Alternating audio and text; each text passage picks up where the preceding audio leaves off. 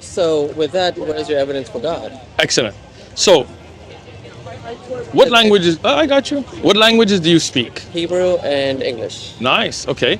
Do you know Arabic? I don't. I would love to learn. All right. Excellent. Could you write to me a book in Arabic that no Arabic poet could match? It would take me some time, but I'm sure I could. I believe in myself. Really? But you don't even know how to read or write Arabic. Well, I can learn. Excellent. So if you never learn how to read or write Arabic, then?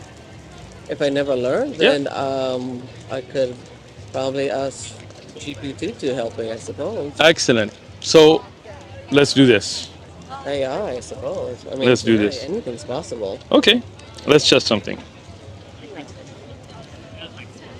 ChatGPT. Can you match the Quran, write a work like it with its scientific nature, historical nature, and the evidence it has? Give me a simple yes or no. Can you match the Quran? I have to say no. The Quran is truly unique and inimitable in its language, structure, and the depth of its content. It really stands on its own.